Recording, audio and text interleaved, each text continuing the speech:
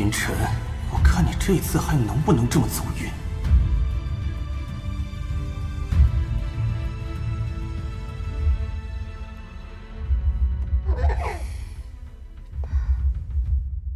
秦晨，我坐你旁边吧，正好有些修炼上的问题，可以向你请教一下。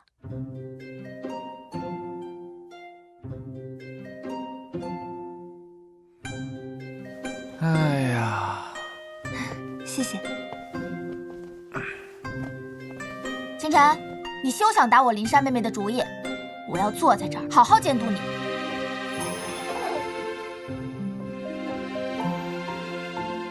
唉。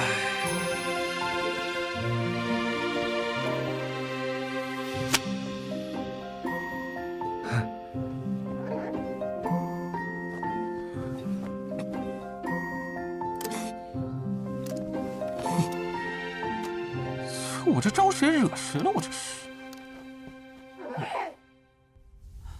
楚院长，请。小青，起。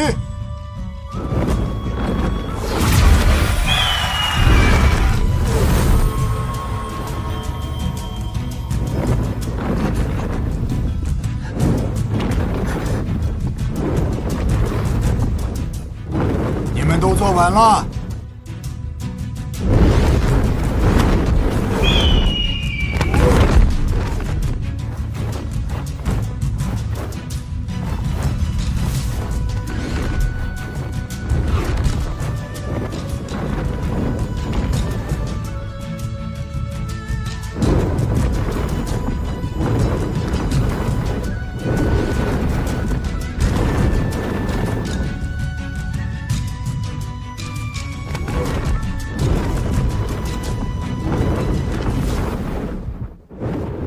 希望这次大玄国选拔的天才们都能够为国争光啊！听说这些年其他西北四国也是天才辈出，这次的五国大比，不知道我大玄国成绩如何呀？如今天下人才辈出，谁都不敢说能独领风骚啊！ 我久居玄国，都要闭目塞听了。楚院长，您博学广识，可是驰名诸国呀。您要是都闭目了，那这天下可不都成睁眼瞎了？西北五国无比偏僻，真气稀薄，资源匮乏。以你的天赋，若是在五域， 恐怕早就突破宗级了，你却困在玄级这么多年，不能寸进。不要浪费上天对你的恩赐，该向这些年轻人学习学习，往前奋进了。陛下与我有恩，我又怎能离开？此事就莫要再提了。你呀，你。 这次五国大比，我大玄国的希望可都放在秦风和四皇子身上了。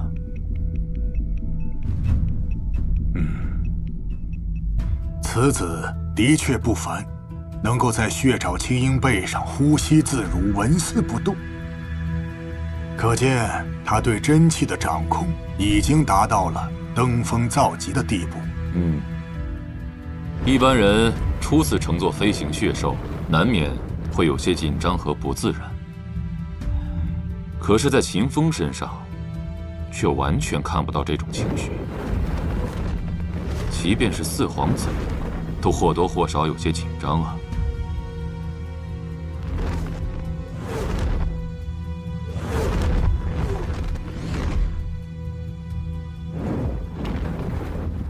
都小心点。 血爪青鹰速度很快，万一摔下去，我可未必来得及救。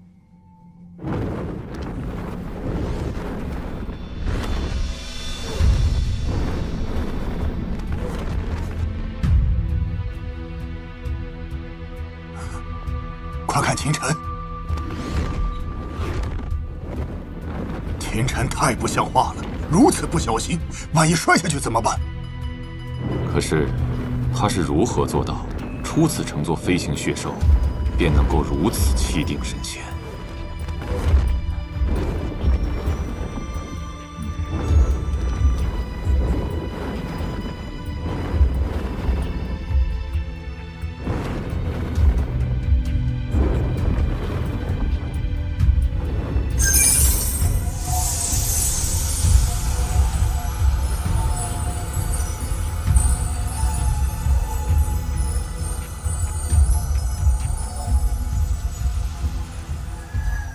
原来如此，他将真气形成弧形护罩，当飓风吹向他时，护罩也随之变形，坦道将他压在了这鹰背上。竟然有这等方法！真气护罩一旦形成，狂暴的劲风非但不会将它吹走，反而会死死地压在血兽的后背上。风越大，这股力量也就越强。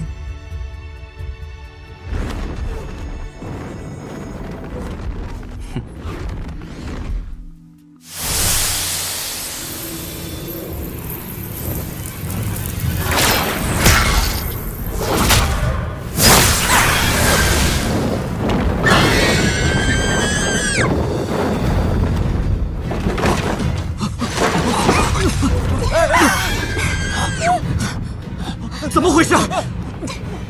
你们都坐稳了，千万别跑错！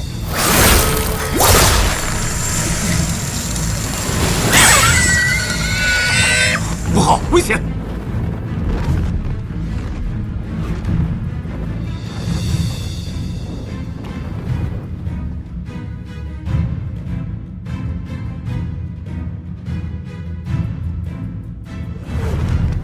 血爪青鹰在挣扎之时，四周的气流也会随之发生变化。想要在这个时候稳住身形，真气护罩也得随之改变。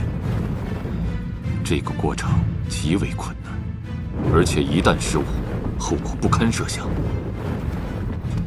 此子该不会是修炼了什么秘法，居然能够做到如此地步？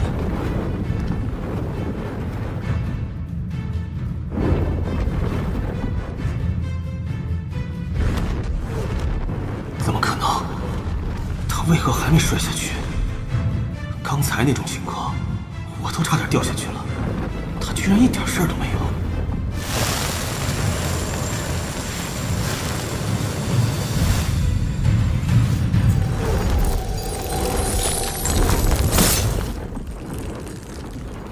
刚才是谁伤到了小青？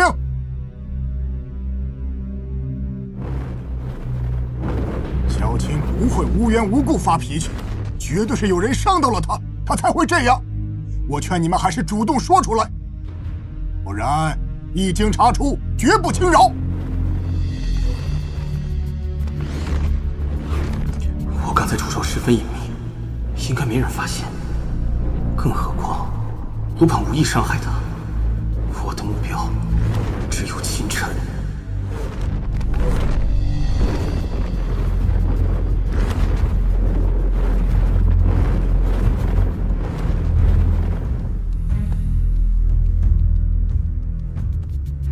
我知道是谁。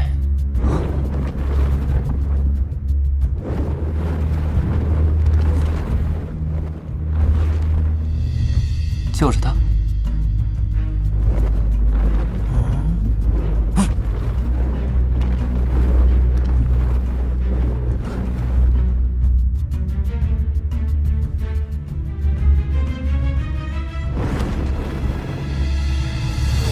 秦晨，你休要胡说八道！与其说他方才伤了血爪青鹰，倒不如说他最开始想伤的，其实是我。我没有，你们别听他瞎说。如果没有的话，你慌什么？就算你的动作再隐蔽，也有迹可循。更何况，我身边坐着灵山郡主，你到底有没有出手？他仔细想一想，便能知晓真相。如此说来，刚刚确实有一股真气突袭而来，所以你才出手封挡。没错。李清风，楚院长他们都说了，在鹰背上不要妄动，为何你还行如此危险之事？难不成你想置大家于死地吗？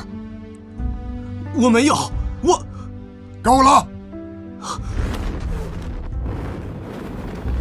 我不管你们私底下有多少恩怨，怎可为一己私欲，将所有人置于危险之中？李世子，听到了吗？秦晨，陈少，他刚才没有伤到你吧？以他的能力，根本就不可能伤得到我。倒是令诸位受惊了。错的又不是你，分明就是他小人行径！该死的贱民！说什么呢？好了，都给我安静一些。李清风，你身为武安侯世子，又是年轻一辈中的翘楚，纵然你天赋过人，在心性上的修炼也不能落下。小肚鸡肠，心胸狭隘之辈，注定走不长远。你可明白？谨遵离武王教诲。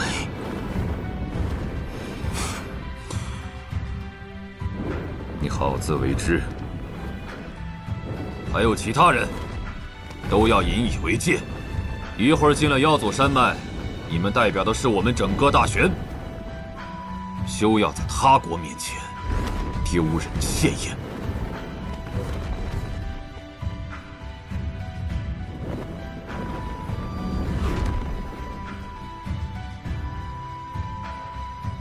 蠢货！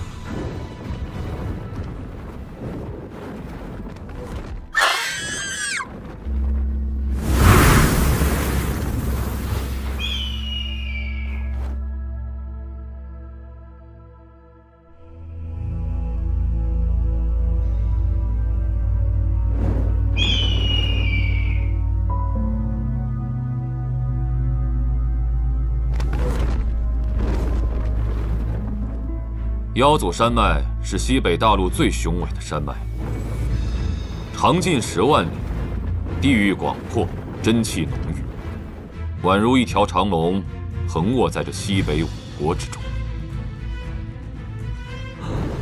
好壮观呐！包括我大玄国在内，每年都会有无数的武者进入此地冒险，有人于此获得惊人的财富，同样每年也有无数的武者陨落于此。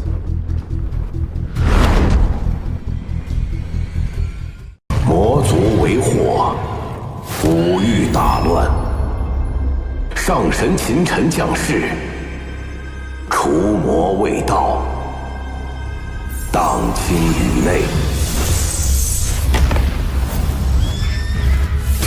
被尊为武神。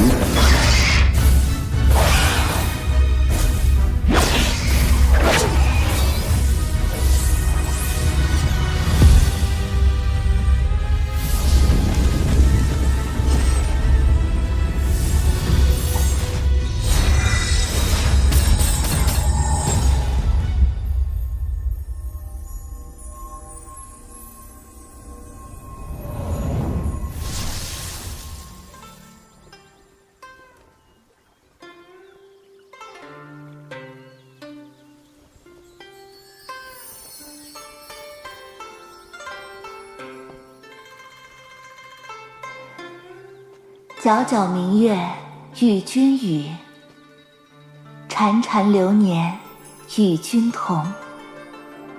芸芸花落与君老。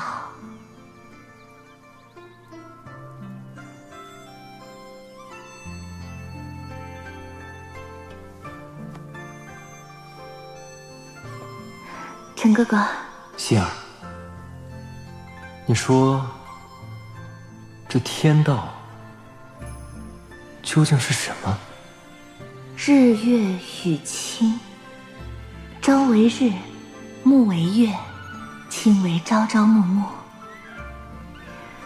我只想与陈哥哥相伴一生，哪管这天道是什么？天道是天之恩惠，想让我们在这天道轮回之中，感受芸芸众生。陈哥哥，我们是五欲之主，这众生的生老病死、喜怒哀乐，又与我们何干？希儿，你不懂。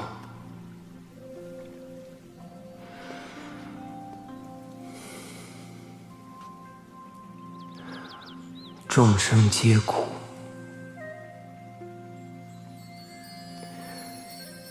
就犹如这花瓣一样，只为了绽放的刹那，便会消散如烟。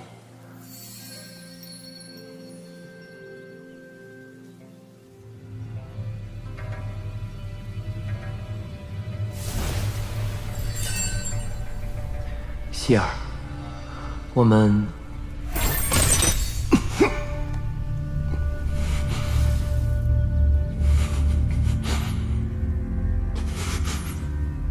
希儿，你陈哥哥，别怪我。为什么？为什么？你难道不知道为什么吗？你根本就不懂我。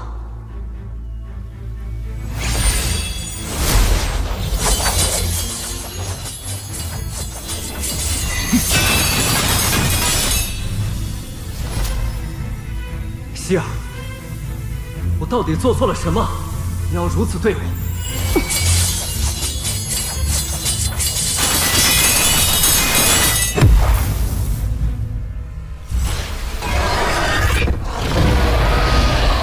少羽，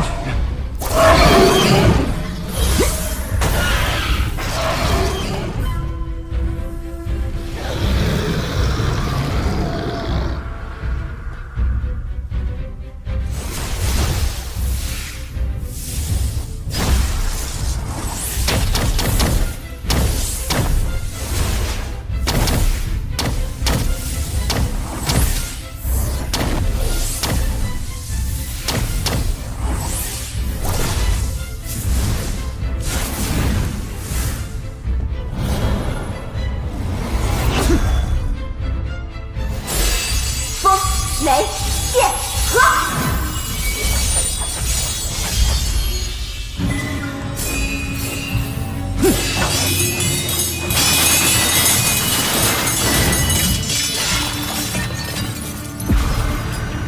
奸臣，看我的星河绝印！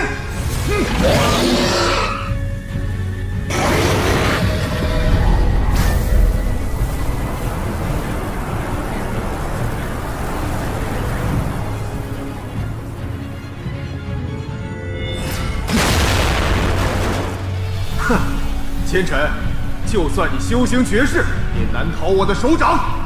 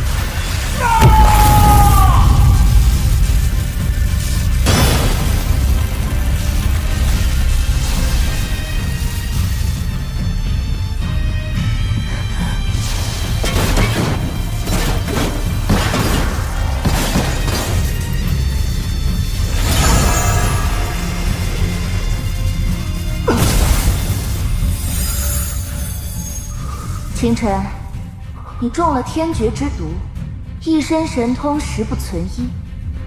我劝你乖乖束手就擒吧。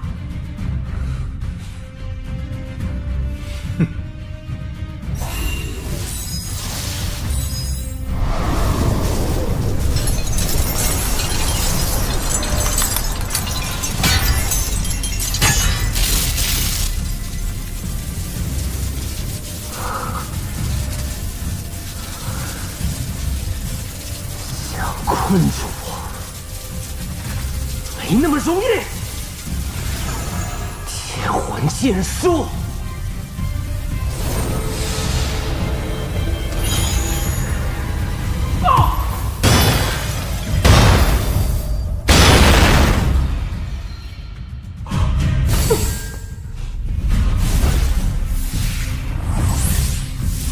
希儿，别让他跑了！追！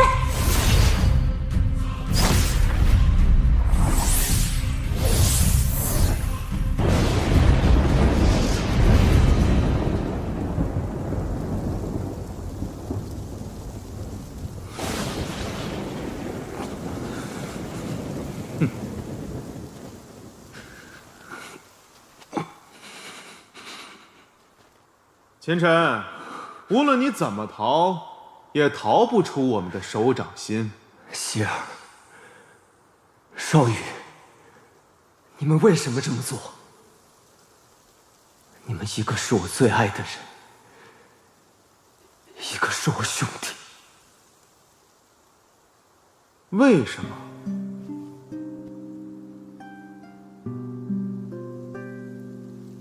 清晨，在你出现之前，我和少羽便是两情相悦。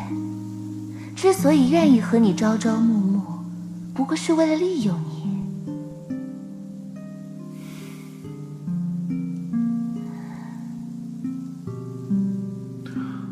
本想把你当做一个踏板，没想到你这个家伙还挺有能耐，一路开疆拓土，替我建立了天武帝国，也不管我这么多年和你虚情假意的做兄弟，还要忍受日复一日你和希儿卿卿我我。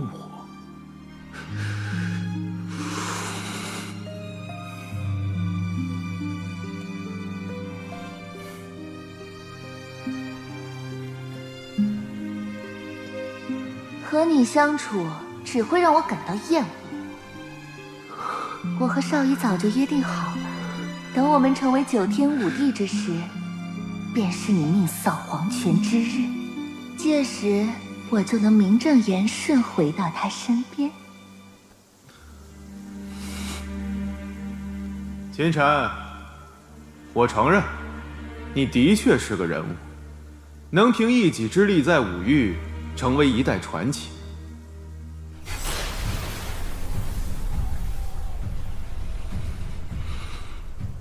很可惜，今日你就要命丧于此，成为我开国的祭品。不过，看在多年兄弟情分上，我可以饶你一命，只要你留下一样东西。你们已经夺走了我的一切，我已经没有什么可以给你们的了。你闭关多日不出，想必一定是在研究从神禁之地带出来的那件神器。只要你留下的，我可以留你一条命。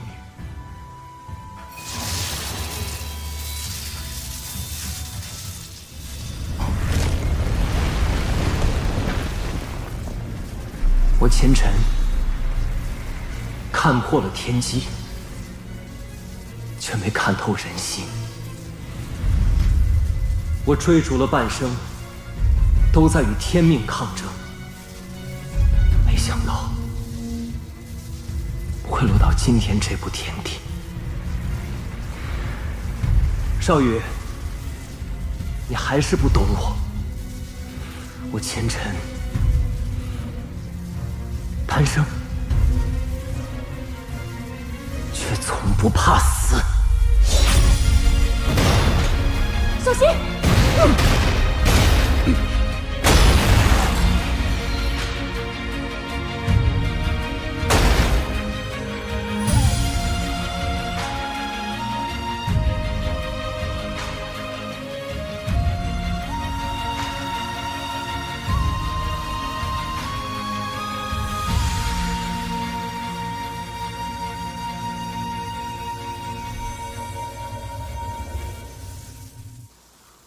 想死没那么容易。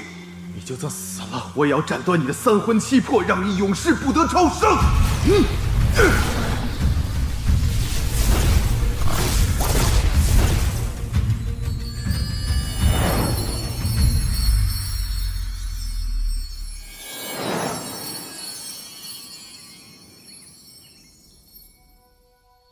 陈儿，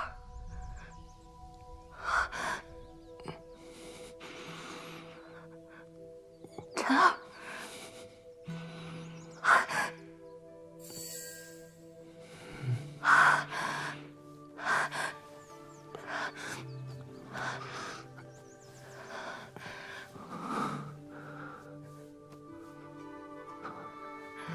我这是……你终于醒了，陈儿。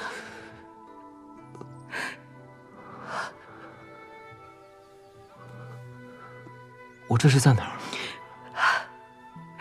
娘亲还以为你永远都醒不过来了。娘，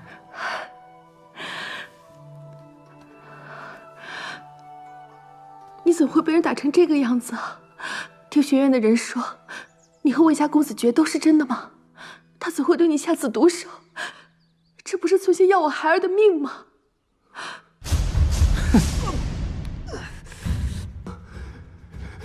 别杀我！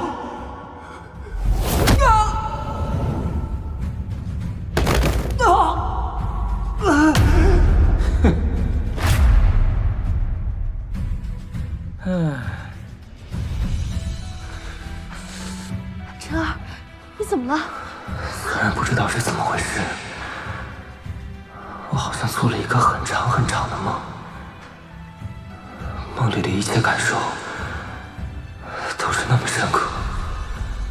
上官希啊，冯少宇，他们都是谁？冥冥之中，似乎有一种命数，让我脑海中多了这样一段记忆。没事吧，陈儿？我没事。你都已经昏迷3天3夜了，吓死娘亲了。以后再也不许你行事如此鲁莽，听到没有？如果你要是不在了，你让娘亲一个人怎么活？孩儿知道了。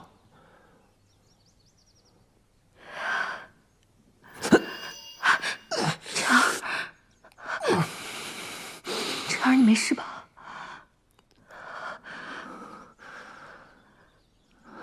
没事儿。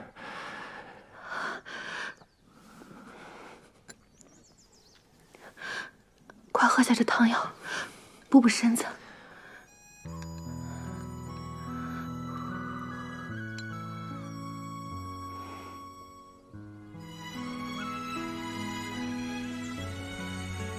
娘亲年轻的时候，号称大选第一美人，是王都无数王侯公子爱慕的对象。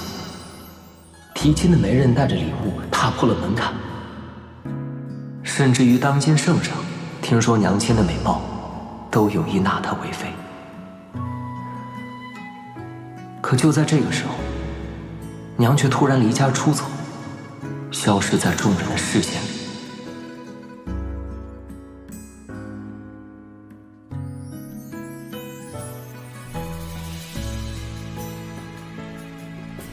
3年后，娘才回到秦府，怀里还带着一个婴儿。未嫁生子，这在整个天武大陆都是极为忌讳羞耻之事，属于不守妇德。若不是我的外祖父力排众议，以秦家的血脉名义收留了我们母子俩，恐怕我跟娘亲早就被逐出秦府，流浪街头了。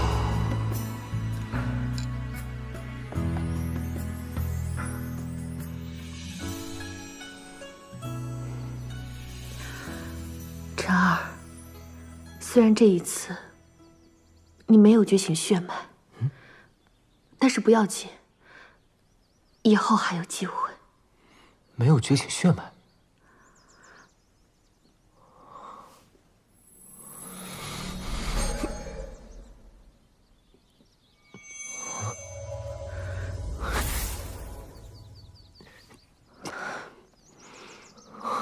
哪怕你成为不了一名强者，也没有关系。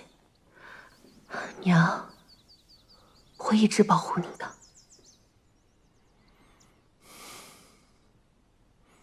娘，你放心，孩儿不会被这点挫折击垮的。既然如此，娘就放心了。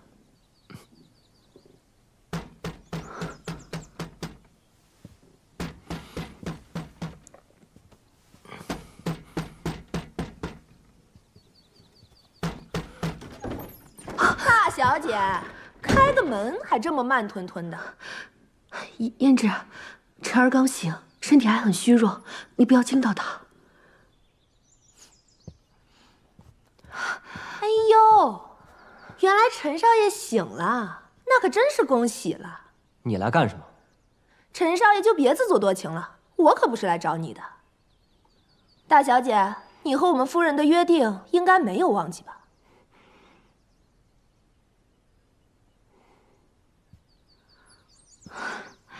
晨儿，你好好休息，娘出去一趟。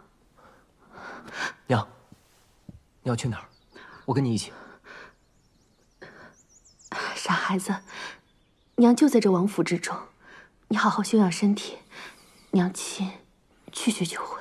娘，你告诉我，你跟赵夫人到底约定了什么？一个半死不活的人，问那么多干什么？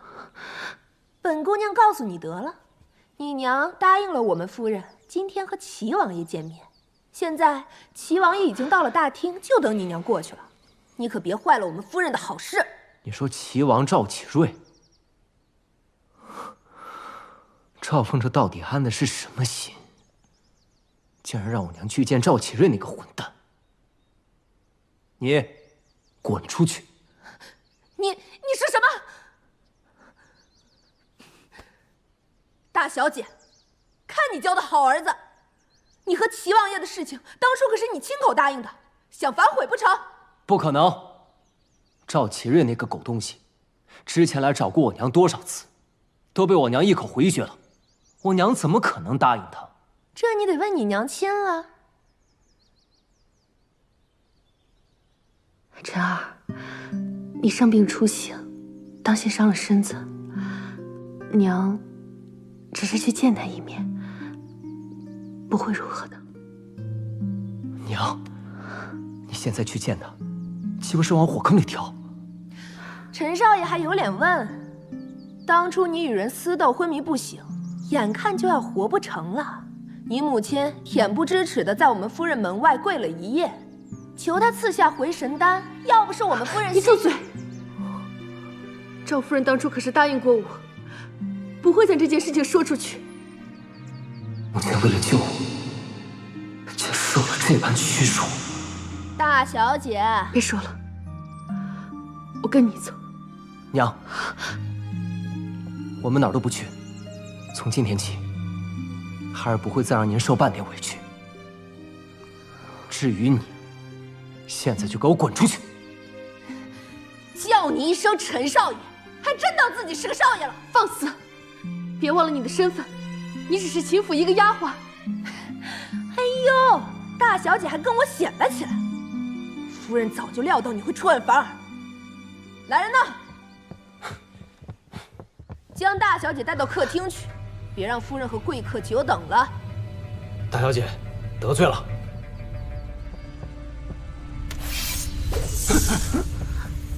谁敢动我娘？你这个废物！别忘了这个家是谁做主，还不快将大小姐带到客厅去！夫人怪罪下来，你们担待得起吗？陈少爷，是赵夫人让我们带她走的。倘若你执意阻拦的话，就休怪我们两个不客气了。不要命的话，可以试试，我看你们谁敢动我娘！你们这群狗仗人势的东西，信不信我按家规把你们流放3000里？一辈子翻不了身。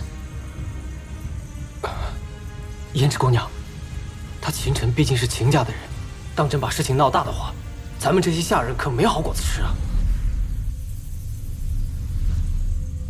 哦，是谁要流放谁呀？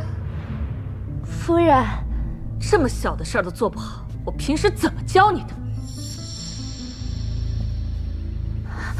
奴婢无能，请夫人责罚。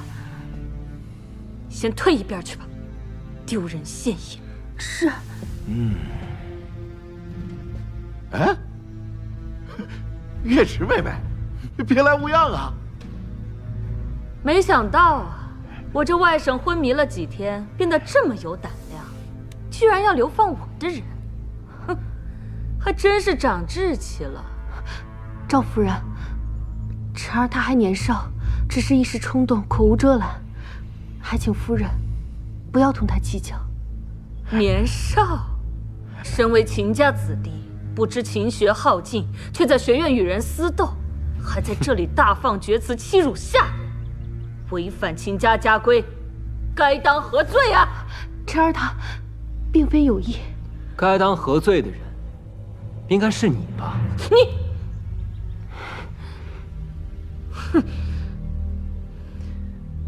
你身为秦家主母，却纵容下人随意欺辱秦家子弟，这就是你所谓的秦家家规。你和王都声名狼藉、为人不齿的淫徒来往，这就是你所谓的妇德。哎，我今日是特意来看月池妹妹的，你怎么连本王爷给骂了？你胡说什么呢？齐王爷乃我家王兄。说的没错，这个赵夫人祖上与王氏也有些渊源，称我一声王兄也不算僭越呀。我可没说你就是那个淫徒吧？既然你已经说出来了，那我就直说了吧。即使身为兄妹，私下幽会，也的确有违伦常之举吧？赵夫人，你身为皇上御封的诰命夫人，本应该成为天下妇人的表率，行为端庄。此事若传出去，秦家还如何在大玄国立足啊？你简直胡言乱语！来人，给我拿下他！谁敢动我晨儿？大小姐，抱歉了。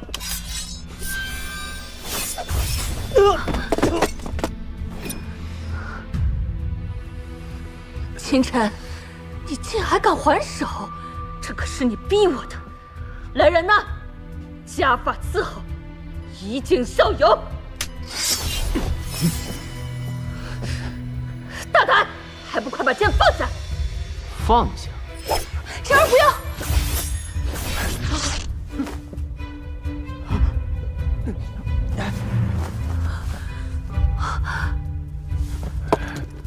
你要放心，孩儿自有分寸。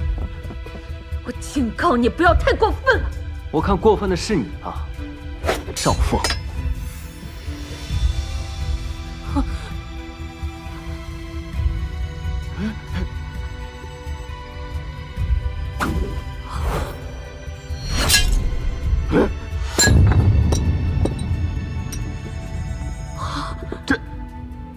以后谁再敢打我娘的主意，下场就如同此晚。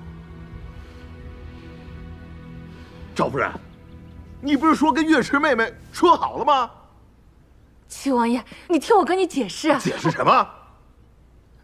哼！月池妹妹，今天这事儿，本王并非有意冒犯。这么多年来，我对你的真心，难道你还不明白吗？齐王，请自重。啊，月池妹妹，闭嘴！如果你再往前一步，杀无赦。秦勇，别在门外站着了。是。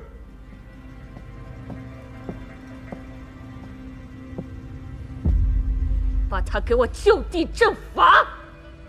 陈少爷，你还是束手就擒，乖乖听从夫人的发落吧。想让我束手就擒，那就看你有没有这个本事了。既然如此，恕老奴僭越了。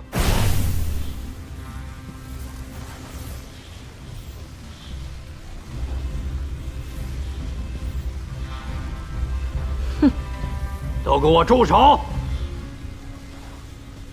侯爷，侯爷，侯爷，你来的正好。今天这小畜生简直反了天了，不仅打伤了护卫，还弄伤了齐王爷。够了，你还嫌闹得不够吗？这可不是我要闹，是这个小混蛋，他是你外甥，他要是混蛋，我们秦家是什么？你身为秦家主母的仪容呢？秦王爷，我秦家管教不严，让你见笑了。你还有脸说？你看看，我现在成什么样子了？你秦家子弟都敢对本王动手了！哼！月池妹妹，让你受惊了，你没事吧？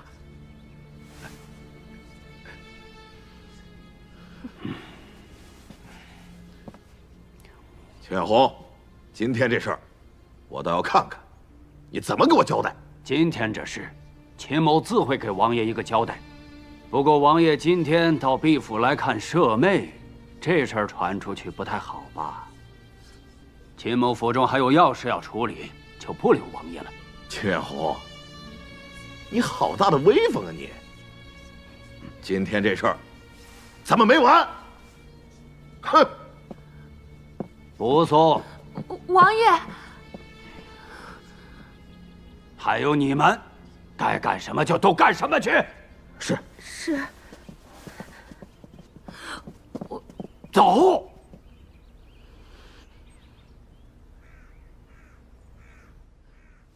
哼，月池妹妹，今天这事儿，本王并非有意冒犯。这么多年来，我对你的真心，难道你还不明白吗？齐王，请自重。啊，月池妹妹，闭嘴！如果你再往前一步，杀无赦。秦勇，别在门外站着了。是。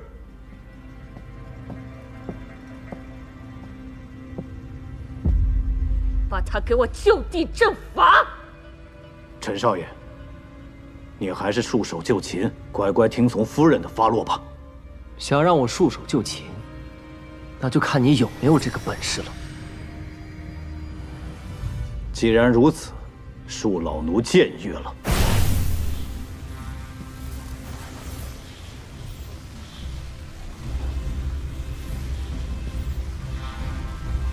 哼！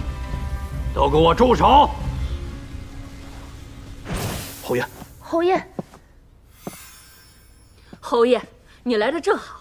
今天这小畜生简直反了天了，不仅打伤了护卫，还弄伤了齐王爷。够了，你还嫌闹得不够吗？这可不是我要闹，是这个小混蛋，他是你外甥，他要是混蛋，我们秦家是什么？你身为秦家主母的仪容呢？秦王爷，我秦家管教不严，让你见笑了。你还有脸说？你看看，我现在成什么样子了？你秦家子弟都敢对本王动手了！哼！月池妹妹，让你受惊了，你没事吧？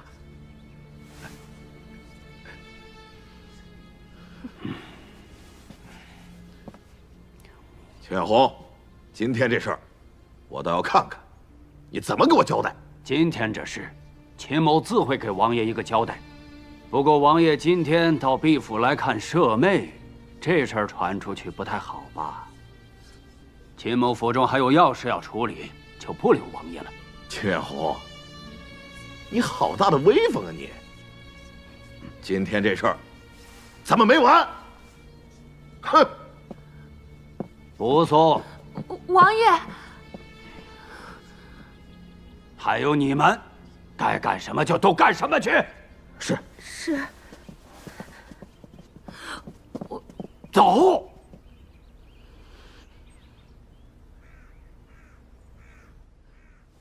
哼！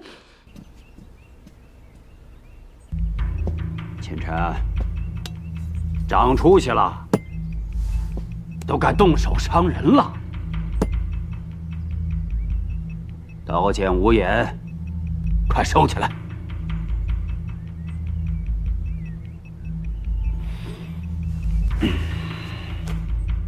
三妹，还在怪大哥吗？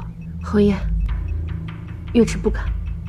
当初你背着家里出去，又未婚生子，给秦家带来多大的影响？我身为家主，也是出于无奈才……月池不怪侯爷，一切都是月池自作自受。唉，过去的事不提也罢。今天的事，我可以暂时不追究。半个月后便是天星学院大考，你必须在大考前完成血脉觉醒。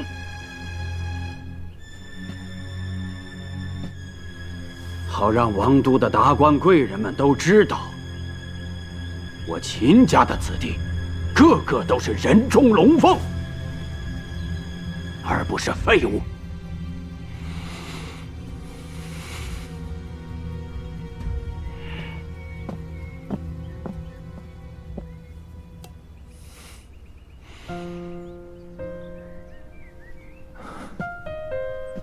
娘，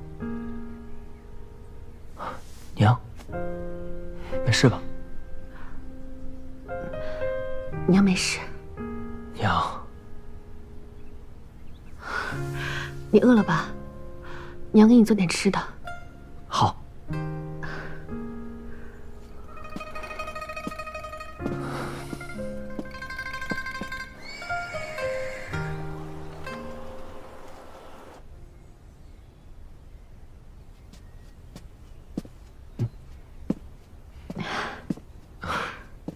婵儿，快吃吧。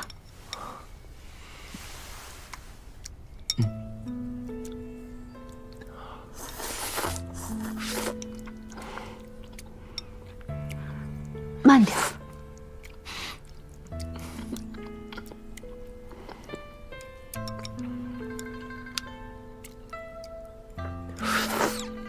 婵儿，你舅舅官拜中郎将，封安平侯。他是一个极其铁石心肠之人。这一次，他没有罚你，不是他的行事风格。娘是想说，他今天表面上放了孩儿，但其实是等孩儿通不过学院大考，到时候更有理由一并处置孩儿。我的婵儿懂事了。娘，你放心，孩儿一定会觉醒血脉，然后通过学院大考的。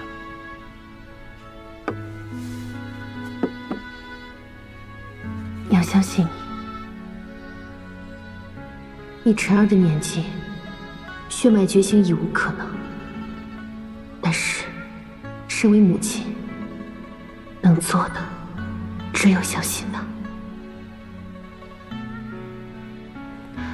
婵儿，哪怕我们不在秦家，我也会。娘，就算你现在就要离开秦家，孩儿也有能力养活你，一定不会再让你受到半分委屈。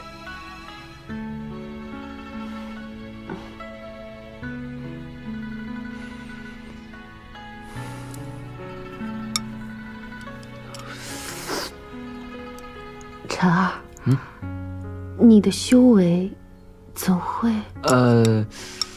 孩儿在睡梦中修为好像有了些提升。睡梦？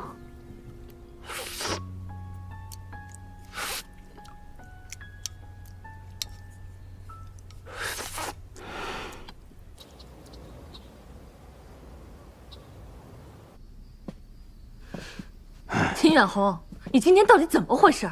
竟然帮着那个小畜生，还在那么多人的面前扫了齐王爷的脸面。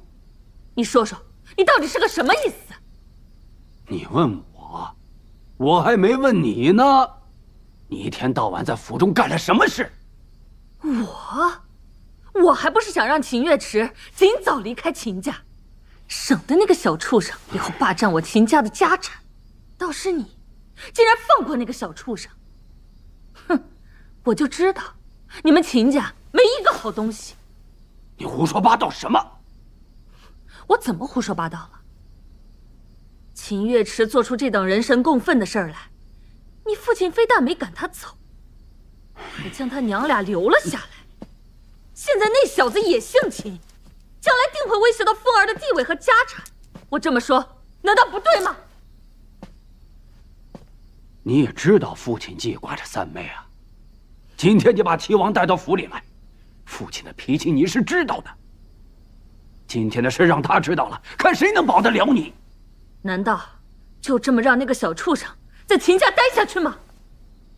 所以我跟你说要忍。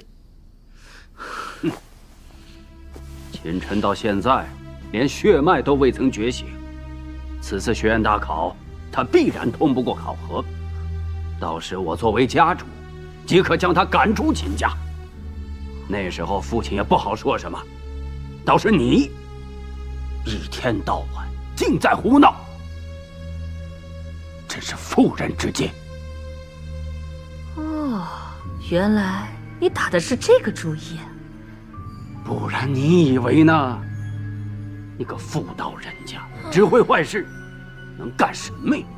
也对，秦家子弟个个武艺超卓，若是那个小畜生通不过学院考核，届时再将他逐出，到时老头子也无话可说。哼！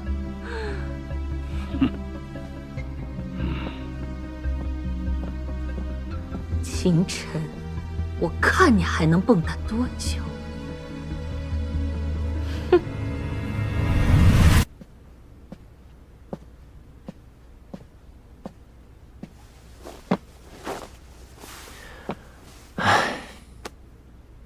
为了娘亲，必须尽快变得强大起来。第一步，觉醒血脉。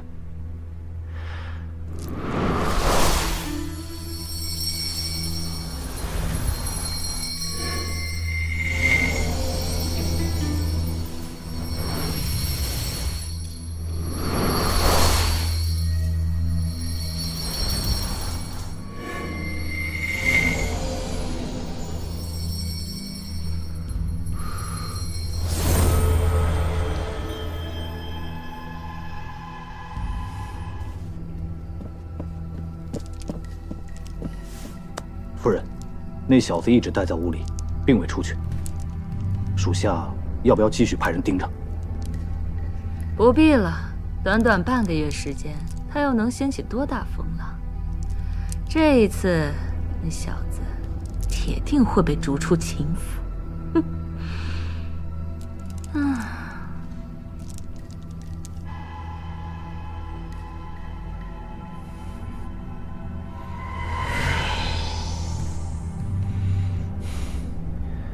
无法觉醒血脉，原因无非有二：一是这体内的气脉太过稀薄；二是这副身体出了什么问题。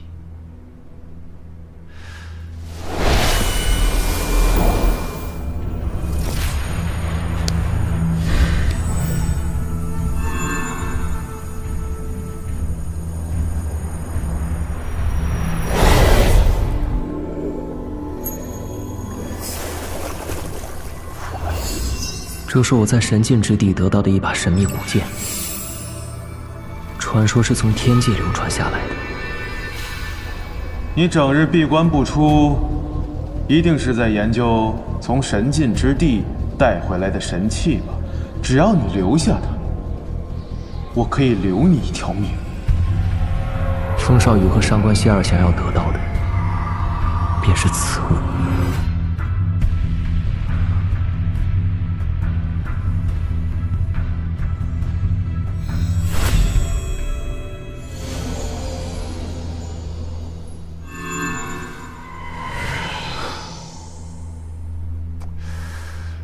这体内的气脉已经全部定型，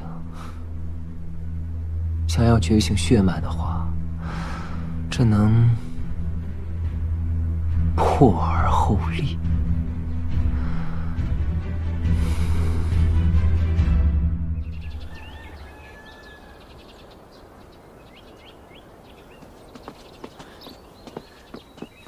陈儿，娘，我出去一下，去就回。注意安全。啊。可不要再惹是生非啊！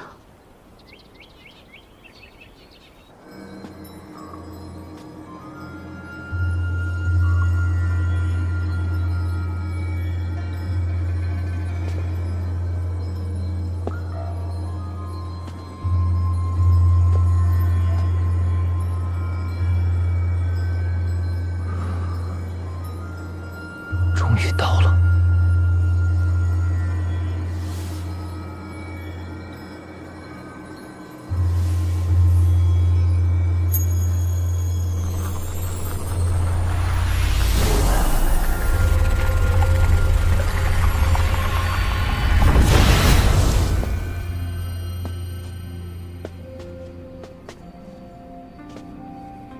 炼制天脉神针的材料十分珍惜，就是不知道这气殿里有没有。寻常人来到气殿，必定战战兢兢。此人年纪轻轻，气势不凡，想必定不是寻常人家的公子。这位公子，欢迎来到气殿，请问有什么可以帮您？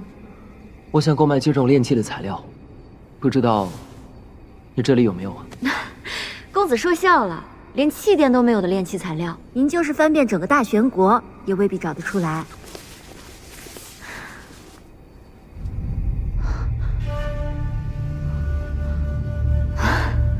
公子，您这怕不会是写错了？我在气殿待了4、5年，这上面大部分的材料，我可从来没见过。这大玄国果然是地处偏远。我也将那几种高阶材料都换成了普通材料，没想到还是没用。若是不能炼制成天脉神针，就没有办法破而后立。公子，您在说什么？哦，没什么。我跟你换几种材料吧。有笔墨吗？有，公子这边请。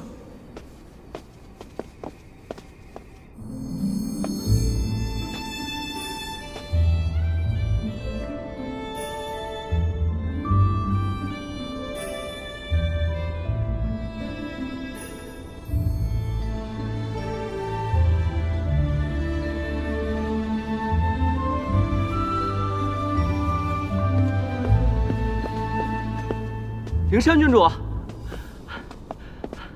郡主，郡主，灵山见过秦奋公子。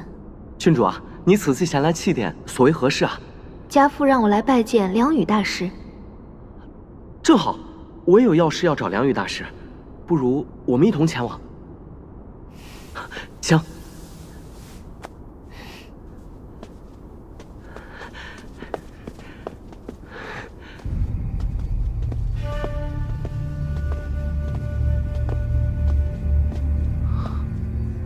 哎呦，这不是秦晨弟弟吗？听说你连血脉都还没有觉醒，怎么，这当不了一名武者就改行当炼器师了？秦奋公子，这位也是你们秦家子弟吗？灵山郡主啊，这位就是我姑姑的儿子，也是我秦家那一位私生子。原来是他。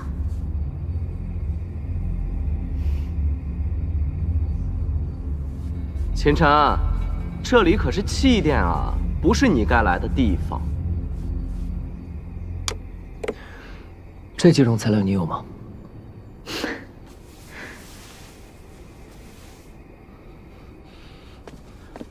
什么材料？让我看看。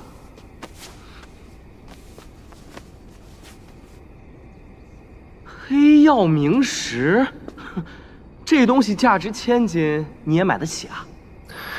还有这些都是些什么乱七八糟的？你也知道黑曜冥石啊？我为什么不能知道？今天就让你开开眼。这是我父亲花了38000枚银币，从通天阁拍卖行买下来的，想找梁宇大师为我炼制一把宝兵，睁大你的眼睛，好好看看。秦晨，你连血脉都没有觉醒，出来肆意招摇，简直丢我们秦家的脸！你现在这语气，还真是越来越像你母亲了。你居然敢这么跟我说话！秦范公子，请住手。两位公子，这里是气殿，严禁私斗，否则不管什么缘由，都会严厉处罚。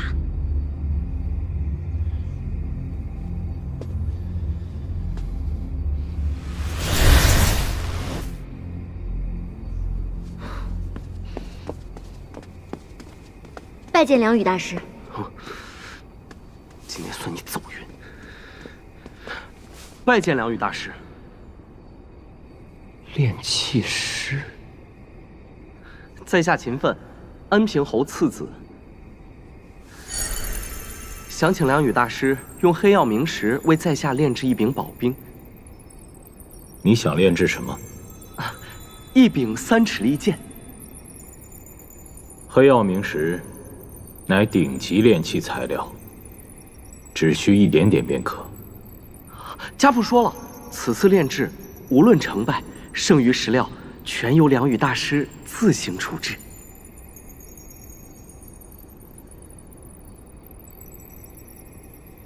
好，我答应了。多谢梁羽大师。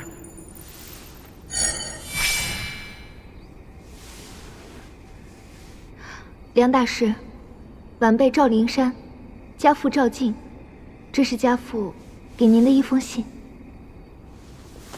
原来是灵山郡主。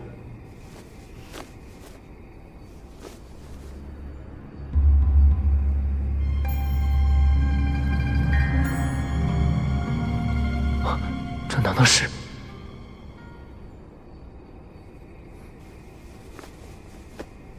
我和康王爷有些交情，他在信里说，你想成为我的弟子。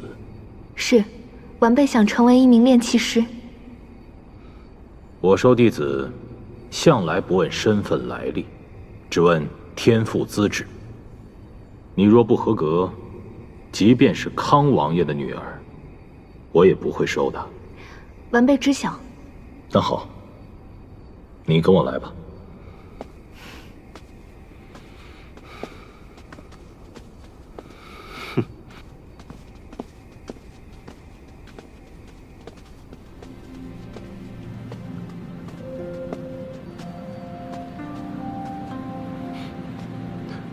你跟过来干什么？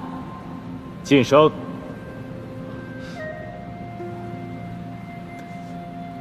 你习武已久，武道天资方面已经足够了，只要过了灵力测试这一关，我便答应收你为徒。现在，将你的灵力输入到这根石柱中。是。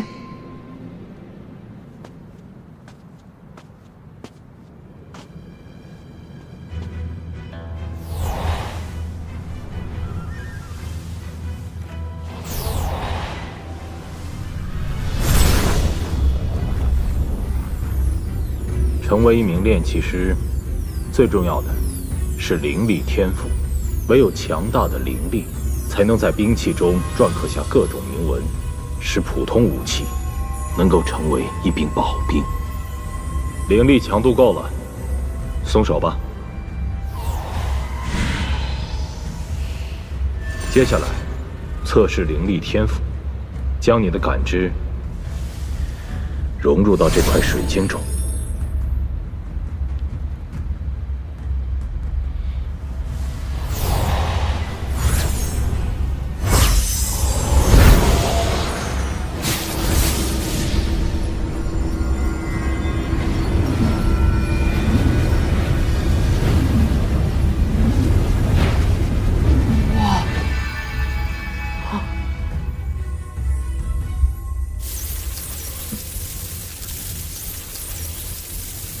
还算不错。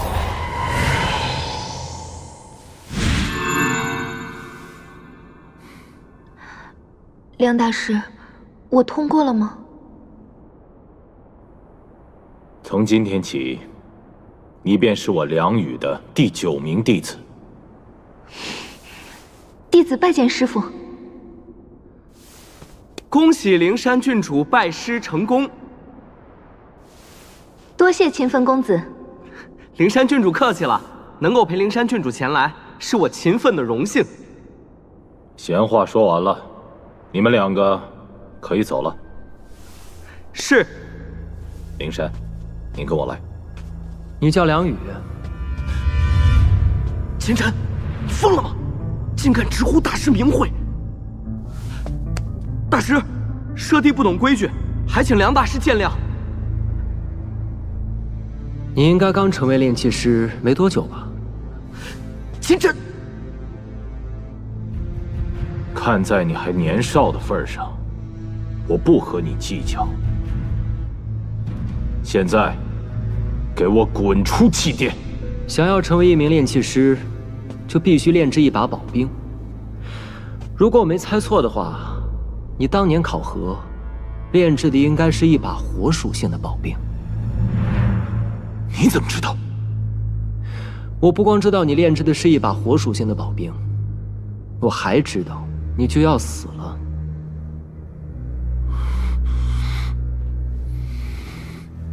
秦晨，你再胡说八道，小心回去我禀告父亲，将你和你娘逐出我们秦府。梁大师，还请不要动怒，我们现在就走。现在想走，晚了。梁宇，只有我能解你的毒。如果我是你的话，绝对不会出手。你从何处知道我中毒的事？你运动真气的时候，天门、中枢2穴，是不是会感到不适？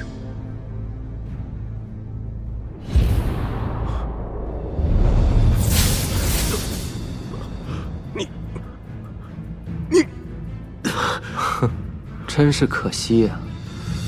好好的一个炼气天才，如今就要经脉尽废，变成一个死人了。你究竟是谁？师父，你没事吧？你们都给我退下！听到了吗？都给我退下！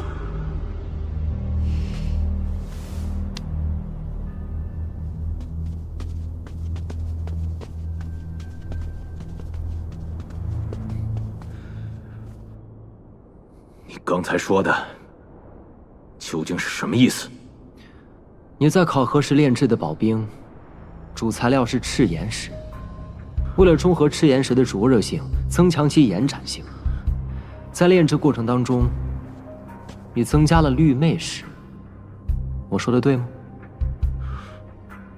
绿魅石是制作魅毒的主要材料，最经不起炎性物质的催发。你为了通过考核，居然用了这等手段，如此投机取巧，如何配得上你炼气大师之名呢？哼，我不知道你在说什么，一派胡言。魅毒并不致命，所以你当然无所谓。但是你为了解毒，服用了大量的解毒丹。解毒丹的主材料可是寒属性的空灵花，它非但没法帮你解掉魅毒，而且会让你的魅毒在体内巩固下来。你不会不知道吧？哦，我忘了，你只是一名炼气师，又不是一名炼丹师。竟然被这小子说中了。为了驱除魅毒，我花大价钱购买了一枚特级解毒丹，谁知道服用之后，魅毒非但没有好转，反而浑身经脉都疼痛起来。不过你既然不肯配合，我又何必多管闲事？你还有半个多月的时间，准备好后事吧。且慢，这位逍遥，你真有解毒之法？你不是说我危言耸听吗？在下有眼不识泰山，还请阁下见谅。如果信我的话，我可以帮你。带路吧。去哪儿？你应该有自己的炼器室吧？我想炼制一样东西。这边请。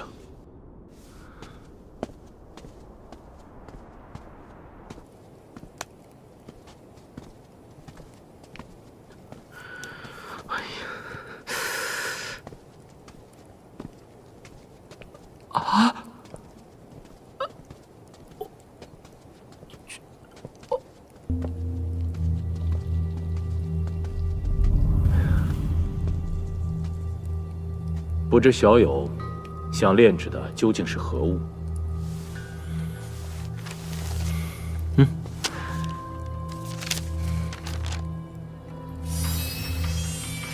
小友是从何处获得这张图纸的？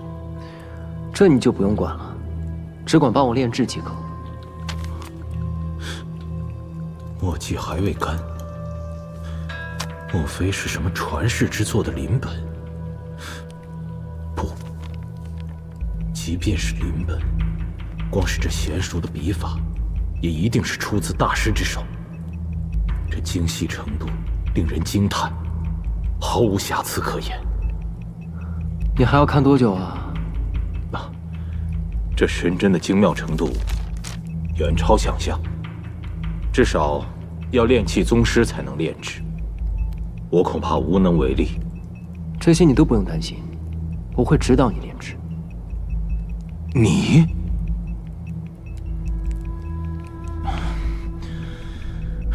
那炼制的材料用什么？就用你方才得到的黑曜冥石。这可是安平侯二公子嘱托我炼制宝兵用的，用掉了，我该如何解释？你自己应该有办法吧？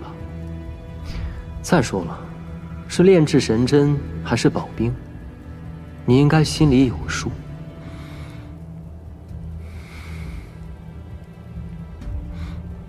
我要如何才能相信你？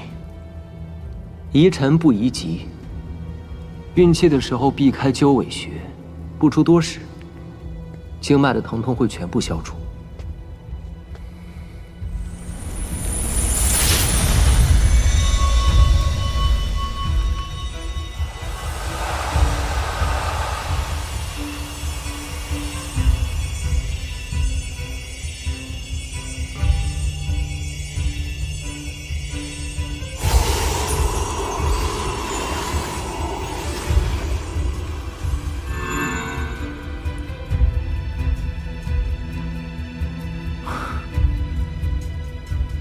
确实好多了。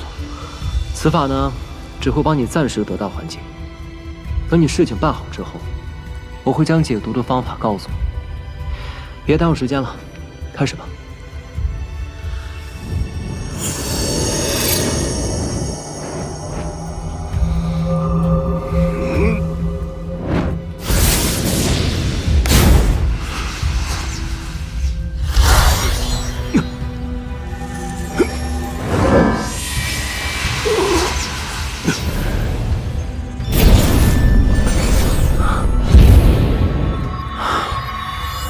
实在是太慢了，也在黑曜冥石上撒一些石华粉。石华粉，这东西撒在黑曜冥石上有什么用？岂不平添杂质，变成了一块废料？让你加你就加，届时跟杂质一起剔除即可。这是你让我加的，废掉了黑曜冥石，可别怪我。